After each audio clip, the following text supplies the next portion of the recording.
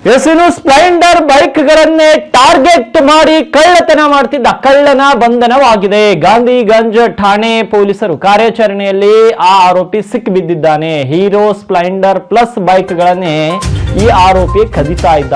ಕೇವಲ Splendor company ಅಂದ್ರೆ ಆ ಒಂದು ಮಾಡೆಲ್ ಬೈಕ್ಗಳನ್ನೇ ಈತ ಕಳ್ಳತನ ಮಾಡ್ತಿದ್ದ. ವಿಶೇಷ ಗಮನವಿಟ್ಟು ಕಳ್ಳತನ ಮಾಡ್ತಿದ್ದ. ಬೀದರ್ನ ವಿದ್ಯಾನಗರ ನಿವಾಸಿ ವಿಷ್ಣು ರಮೇಶ್ ಎಂಬ ಆರೋಪಿಯ ಬಂಧನವಾಗಿದೆ.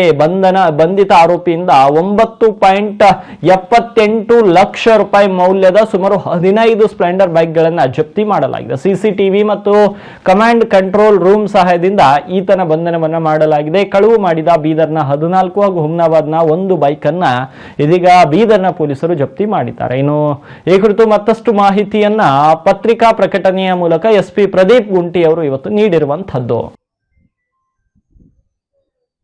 ಸುಮಾರು 15 ಹೀರೋ ಸ್ಪ್ಲೆಂಡರ್ ಬೈಕ್ ಕದ್ದಿದ್ದ ಒಬ್ಬ ಕದೀಮರನ್ನು ನಮ್ಮ ಬೀದರ್ ಸಿಟಿ ಪೊಲೀಸರು ನಿನ್ನೆ ಹಿಡಿದಿದ್ದಾರೆ. ಹಾಗೂ 10 ಲಕ್ಷದ ಮೌಲ್ಯದ 15 ಬೈಕ್ಗಳನ್ನು ಸೀಸ್ ಮಾಡಿದ್ದಾರೆ.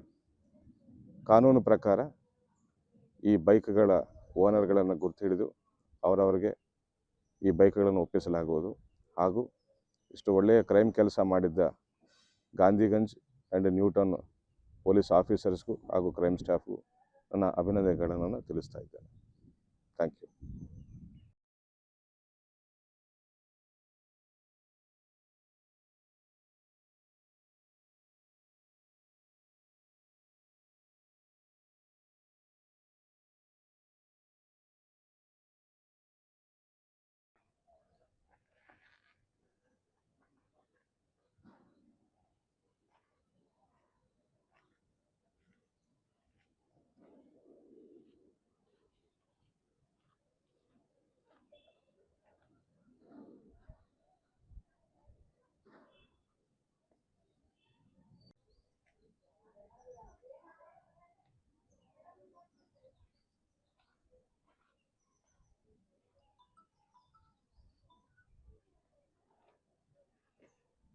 Aye.